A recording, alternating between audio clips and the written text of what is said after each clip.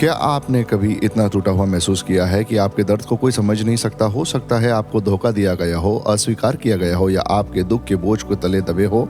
ऐसा अगर है तो आप अकेले नहीं। बाइबल यीशु को एक भविष्य सूचक नाम देती है जो सीधे हमारे दुखों से बयां करता है। दुखों से भरा हुआ व्यक्ति। यशायाह 53 के 3 में यीशु के जन्म से 700 साल पहले इस नाम की भविष्यवाणी की गई थी। वह लोगों द्वारा तिरस्कृत और अस्वीकार किया गया।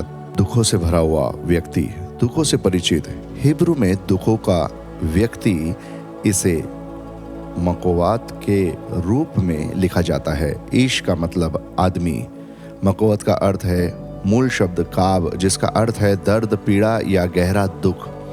शीर्षक का अर्थ है कि दुख, दर्द और मानवीय पीड़ा से गहराई से परिचित थे। वह केवल एक आदमी नहीं था जिसने दुख का अनुभव किया, वह इससे परिभाषित था।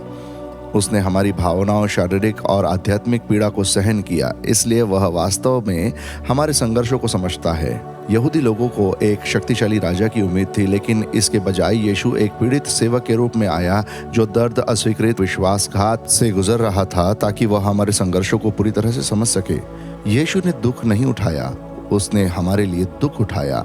उन्होंने जो भी आंसू बहाए, जो भी अस्वीकृत का सामना किया, वह जो भी घाव उन्होंने सहे, वह इसलिए था कि हमें पापों को ढोना ना पड़े। अकेले प्रतीक्षा। एक अच्छी खबर है, उनका दुख कहानी का अंत नहीं था। यशायाह 53 5वें पद में जारी है और घोषणा करता है कि उनकी घावों से हम चंगे हो गए हैं। क्योंकि उन्होंने हमारे दुख को उठाया, इसलिए हमें खुशी मिली। क्योंकि उन्होंने हमारे पापों को उठाया, इसलिए हमें स्वतंत्रता मिली है। कई बार हमें ऐसा लगता है कि कोई भी हमारे दर्द को नहीं समझ सकता, लेकिन यीशु समझते हैं।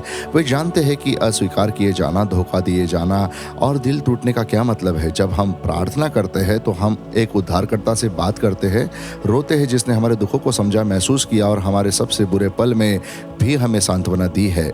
इसलिए आज अगर हम अभिभूत महसूस करते हैं तो याद रखें कि यीशु दुखों का व्यक्ति आपके दर्द को समझता है, और क्योंकि उसने आप पर विजय प्राप्त की, इसलिए आप भी अपने दर्द पर विजय प्राप्त करेंगे। आइए हम प्रार्थना करें परमेश्वर की ओर। देखिए प्रिय पिता, हम आपको यीशु दुखों के व्यक्ति देने के लिए धन्यवाद देते हैं।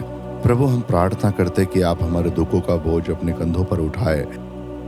प्रभु, हम प्रार्थना करते हैं कि आप हमें अपनी शांति देते रहे। यीशु के नाम में हम प्रार्थना करते हैं, आमीन।